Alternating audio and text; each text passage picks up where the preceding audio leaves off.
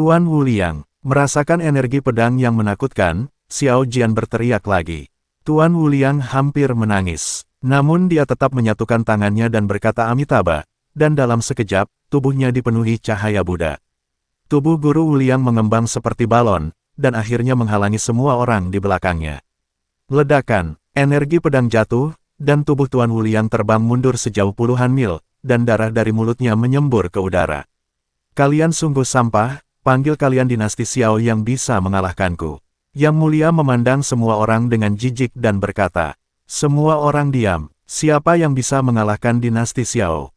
Hanya Xiao Yuanshan yang bisa bertarung terbaik, tapi tidak ada yang tahu di mana Xiao Yuanshan saat ini. Laona adalah petarung terbaik di dinasti Xiao. Suara Guru Wuliang datang, dan kemudian terdengar di depan semua orang. Bahkan setelah dipukuli seperti ini, Tuan Wuliang tidak melarikan diri sendirian. Yang Mulia ke-10 memandang Guru Wuliang dan tidak bisa menahan diri untuk tidak meludah ke tanah, kamu keledai botak tua adalah yang paling sampah. Jika tidak bisa dibunuh, aku akan bertarung denganmu. Setelah mengatakan itu, energi dan darah Guru Wuliang melonjak, dan dia mulai membakar esensi dan darahnya. Semua orang memandang Guru Wuliang dengan kaget. Tampaknya Guru Wuliang benar-benar mencoba yang terbaik. Saat esensi dan darah terbakar, aura di tubuh Guru Wuliang melonjak dengan ganas. Di saat yang sama, cahaya keemasan melonjak dari tubuhnya seperti ombak di lautan. Saya melihat Guru Wuliang melepas untaian manik-manik Buddha dari dadanya dan tiba-tiba melemparkannya ke langit, gambarlah tanah sebagai penjara. Gemuruh, manik-manik Buddha membengkak tajam, membentuk lingkaran cahaya, dan kemudian dijebak ke arah Yang Mulia Pangeran ke-10, seolah-olah ingin memenjarakan Yang Mulia Pangeran ke-10 di dalamnya. Yang Mulia tampak tenang dan melambaikan telapak tangannya dengan lembut.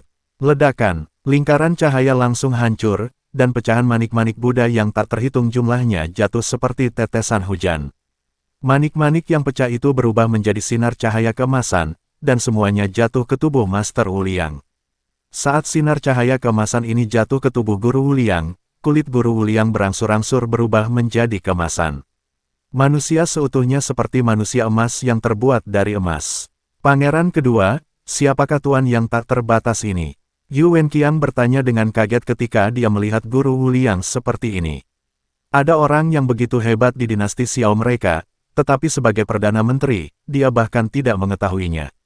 Tuan Wuliang berkata bahwa dia adalah seorang biksu dari kuil Leiyin, tapi saya tidak tahu di mana kuil Leiyin berada. Kata Xiao Jian, kuil Leiyin. Yu Wenqiang tercengang. Sepertinya dia belum pernah mendengar tentang kuil Leiyin di wilayah dinasti Xiao. Mungkin itu adalah kuil di area lain di alam surgawi. Namun, Raja Iblis Ciyun di lautan kesadaran Chen Ping berkata setelah mendengar tentang kuil Leiyin, keledai botak tua ini sepertinya levelnya tidak tinggi, tapi metode ledakannya bagus. Dia ternyata adalah seorang biksu dari kuil Leiyin. Apakah para biksu dari kuil Leiyin juga berpartisipasi dalam perang antara dewa dan iblis di surga dan alam manusia? Senior, apakah kamu tahu kuil Leiyin? Chen Ping bertanya dengan cepat. Tentu saja kuil Leiyin ini adalah kuil paling terkenal di surga tingkat 4. Banyak orang suka pergi ke sana untuk beribadah.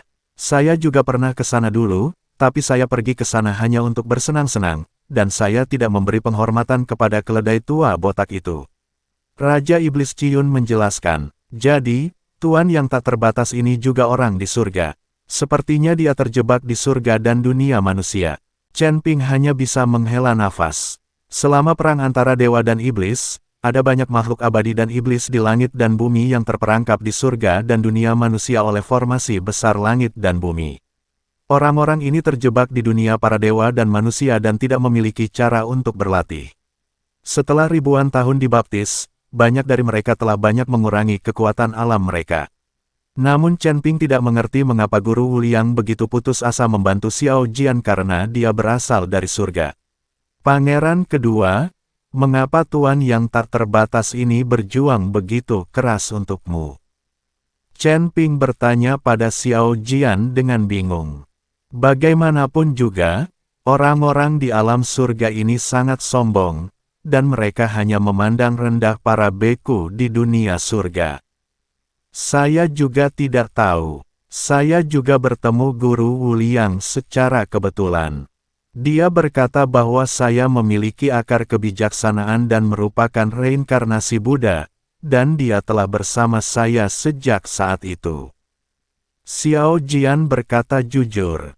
Ketika Chen Ping mendengar ini, dia terdiam. Mungkinkah reinkarnasi Buddha seperti ini benar-benar ada? Bukankah ini sebuah tipuan? Wah, kamu tidak mengerti. Nenek moyang negeri Buddha ini benar-benar perlu bereinkarnasi untuk berlatih. Satu reinkarnasi bisa bertahan 1000 tahun, dan latihan reinkarnasi tidak membedakan dunia.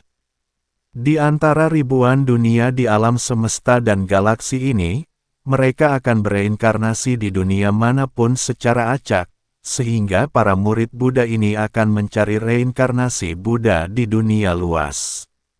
Setiap kali aku menemukannya, aku akan berjuang sampai mati untuk melindunginya sampai reinkarnasi memiliki ingatan akan kehidupan sebelumnya.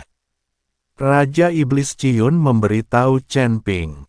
Setelah mendengar ini, Chen Ping merasa kulit kepalanya mati rasa. Latihan Buddhis ini terlalu melelahkan.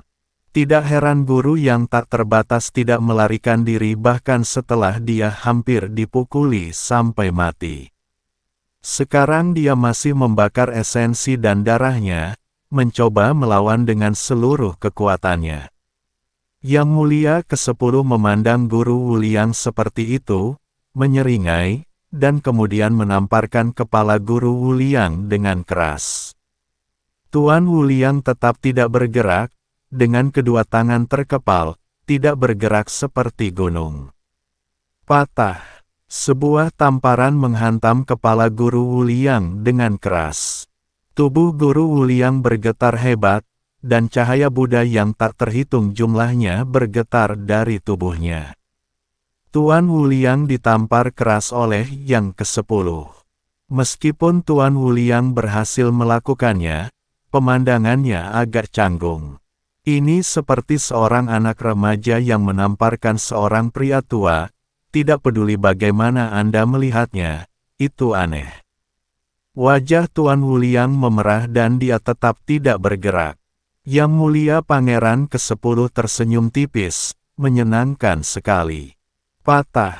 Tamparan lain terjadi, kali ini di kepala botak Tuan Wuliang.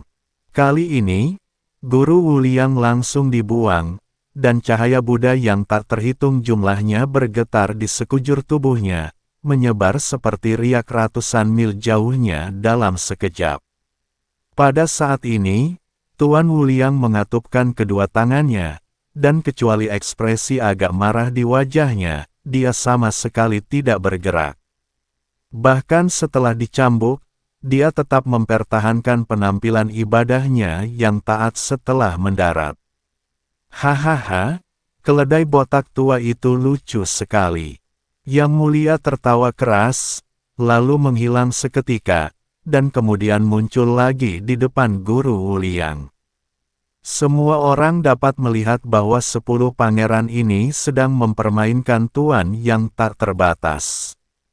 Dia sepenuhnya mampu membunuh Tuan Wuliang dengan satu tamparan, tapi dia memilih untuk tidak membunuh Tuan Wuliang. Mungkin di seluruh dinasti Xiao, hanya Master Wuliang yang bisa bermain dengannya untuk sementara waktu. Melihat Yang Mulia Pangeran ke-10 muncul di hadapannya, Tuan Wuliang ingin membuka mulut dan mengutuk. Jika kamu tidak bisa mengalahkannya, kamu cukup memarahinya untuk melampiaskan amarahmu. Tapi dia tidak bisa. Sekarang dia tidak bisa menghentikan nafas di tubuhnya, jadi dia hanya bisa menahannya. Bang bang bang, Yang Mulia Pangeran ke-10 memukul kepala botak Tuan Wuliang satu demi satu. Setiap kali guru Wuliang dicambuk, dia tidak bisa menahan diri untuk mundur selangkah. Setiap kali dia mundur selangkah, cahaya Buddha akan bergetar keluar dari tubuhnya. Setelah ditampar lebih dari 10 kali, kepala guru Wuliang mulai berdarah, dan cahaya Buddha meredup. Dasar keledai botak, kamu hanya menerima selusin pukulan, dan kamu tidak tahan secepat itu. Yang Mulia Pangeran ke-10 mengejek Guru Wuliang. Cahaya keemasan di tubuh Tuan Wuliang menghilang, darah muncrat dari atas kepalanya, dan dia menatap tajam ke arah Yang Mulia Pangeran ke-10 di depannya. Bisi kecil, jika aku tidak terjebak selama ribuan tahun dan kehilangan sebagian besar kekuatanku, aku harus mengupas kulitmu dan memukul ototmu.